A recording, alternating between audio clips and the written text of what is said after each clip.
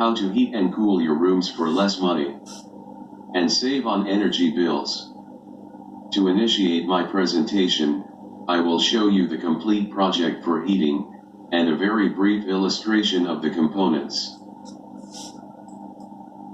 The most important part being the liquid tank, that contain in this case the electric heating element.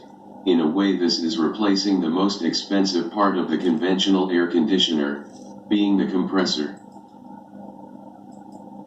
The next part, being the copper piping that contain the liquid, in this case just plain water.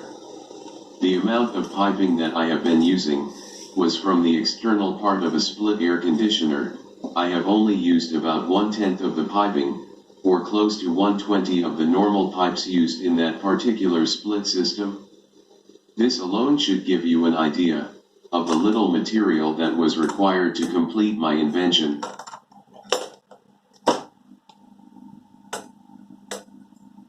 The next part, being a small pump, that operate at 12 volts DC from a transformer, and hardly use any electricity. The next part, being the fan, that is using about 80 watts, 220 volts AC. The RPM of this particular fan being 1400, is more than adequate, even in very large rooms. The room that I am making this demonstration is about 5 meters by 5.5 meters and 3 meters high. In this particular demonstration the temperature of the water is about 40 degrees, and the fan is outputting about 35 degrees. This again proved the efficiency of my invention. I could adjust the thermostat to 70 degrees, and this would give an output of 60 degrees, which is not required, and would be of no benefit to anyone. I am not making claims that I could not back it up. It was by pure coincidence that I found a way to virtually convert the present split system air conditioner. To begin, I did away with any kind of gas that have been used for more than 120 years in this industry. I only retained a small quantity of the pipe tubing used in the normal air conditioning system. I did not use any compressor.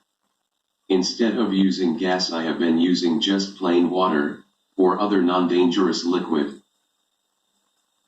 I am still using a small pump to circulate the liquid, a heater or just a heat source to warm the liquid, well below the boiling point.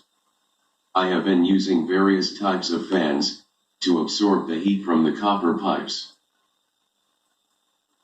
The cooling system will be with the aid of a normal refrigerator, which normally is using not more than 150 watts per hour.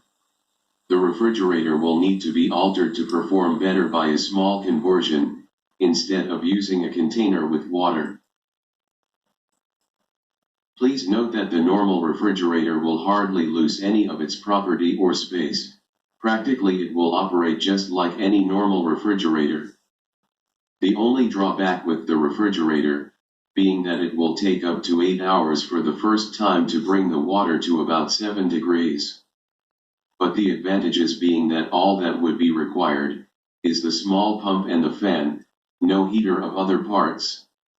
Just imagine a cooling system that would use less than 120 watts per hour, instead of the normal 800 to 1000 watts minimum per hours. I am having some problem in convincing the air conditioning manufacturers, but I am 100% certain of my invention. I have the completed demonstration model operating. Took me a whole to launch the patent, that I would have not had even contemplated unless I was certain of what I was doing. Once this will become well known, it will have unlimited benefits to the world, reduce the greenhouse consequence, the saving of energy will be enormous. What I have demonstrated is only a small part of my finding. The benefit, even the very poor will be able to benefit from my invention. On the pipeline in the most remote areas of the globe where there is no electricity, they will be able to use for heating and cooling. In the past we used the refrigerator operating with ammonia. Yes, I am aware that it is dangerous, but by using the proper piping, and modern technology this could be overcome.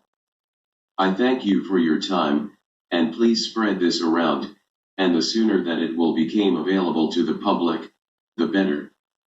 This project more than bringing benefit to my favorite charities, it will improve the ecology, and perhaps even in a small way save the world.